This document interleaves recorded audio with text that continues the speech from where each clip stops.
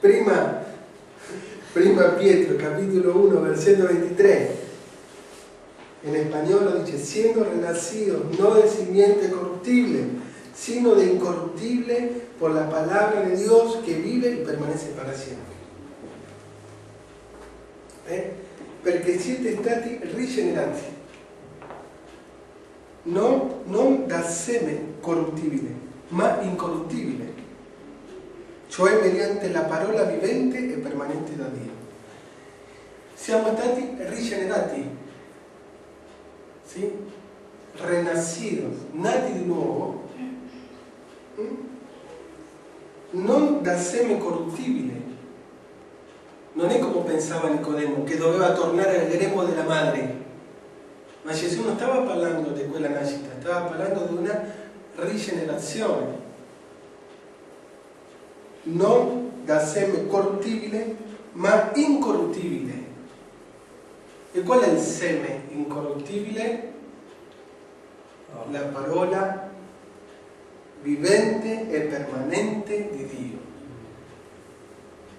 Perciò, nella misura che noi saremo più in contatto con la Scrittura, nella misura che noi cercheremo di più il Signore, con lo Spirito di Cristo, perché la Scrittura dichiara che chi non ha lo Spirito di Cristo non appartiene a Lui. Bisogna avere lo Spirito di Cristo. Che lo Spirito di Cristo viene a noi quando noi accettiamo Gesù. E qua torniamo di nuovo a parlare della nuova nascita, della salvezza. Quando la persona dice Signore io credo in te, ti accetto come il mio Signore, il mio Salvatore, perdona i miei peccati, sì? E scrive il mio nome nel libro della vita, in quel momento lo Spirito di Gesù Cristo viene a dimorare in noi e è Lui che ci guida, è Lui che ci insegna, lo Spirito di Cristo che è in noi.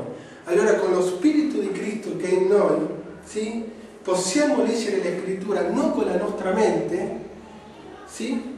Ma con la vita nuova. Perché? Perché è stato lo Spirito di Cristo ad ispirare questa Scrittura. Cioè Lui che ha ispirato ai santi uomini di Dio in altro tempo, è Lui che abita in noi, sì? E ci aiuta a capire e a vivere questa parola.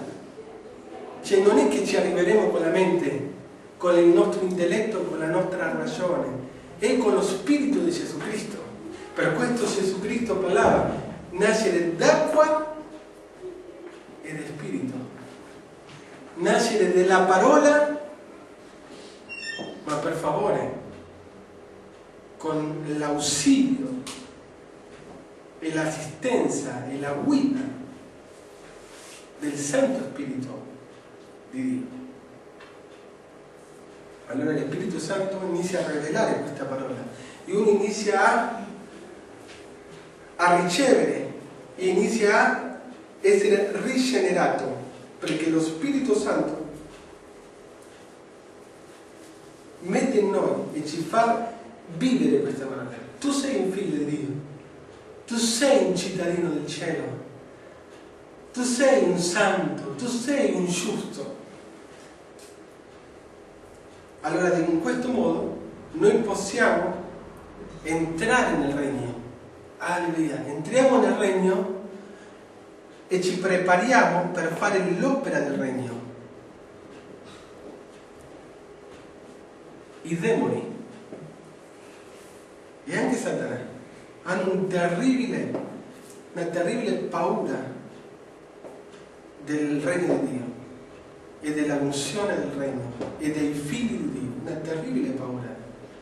E loro sanno discernere se la persona è del regno e se ha l'autorizzazione, la unzione, l'autorità, la grazia del regno per fare l'opera.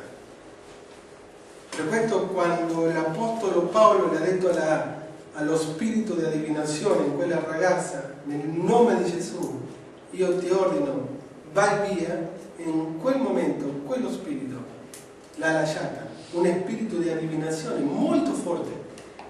Anche i demoni quando vedevano Gesù si inginocchiavano e dicevano Gesù figlio di Dio, Perché sei venuto? Sei qui per addormentarci? Sei venuto prima di tempo per farci del male? E Gesù diceva, via. E loro andavano via. E Gesù, con l'autorità del Figlio di Dio e con la unzione dello Spirito, riusciva a fare l'opera del Padre. E sapete che noi adesso tocca fare le stesse opere che ha fatto Gesù, con la unzione. Però per questo bisogna rinascere. Per questo bisogna nascere d'acqua e di spirito, non soltanto nascere di nuovo, perché chi nasce di nuovo, ricordatevi, soltanto può vedere, ma chi nasce d'acqua e di spirito può entrare. Dio ci chiama ad entrare nel regno, a imparare, a vivere, sì? E a lottare dal regno, dal suo trono, non della nostra immaginazione o della nostra volontà o delle nostre forze, ma dai posti, i luoghi celesti in Cristo. Ma per questo bisogna rinascere d'acqua e dello Spirito. Per questo preparati, leggi più la Bibbia, studia la Scrittura, prega, digiuna e dire, Signore, rivelami la parola, rivelami l'autorità che io ho in te perché appartengo al regno dei cieli. E io farò le tue opere, e io guarirò i malati nel tuo nome. E io, come cantavamo questo canto, io darò nel tuo nome la vita ai ciechi. Signore, io darò l'udito a quelli che non riescono a quelli che non riescono a udire, sì? Ai sordi. Io risusciterò i morti, io schiaccerò e griderò a questi spiriti e li manderò via nel tuo nome. Lo ha fatto Paolo, lo ha fatto Pietro, lo ha fatto Filippo, lo ha fatto Stefano. Sì? E lo possiamo fare noi oggi, perché è l'autorità del regno. Perciò chi non lo ha capito si prepara. Come? Alla luce della Scrittura, nascendo, rinascendo dell'acqua e dello Spirito.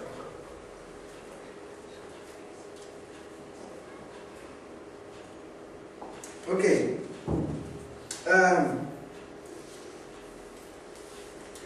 vediamo l'ultima parola e finiamo. Giacomo, capitolo 1, versetto 18. Giacomo,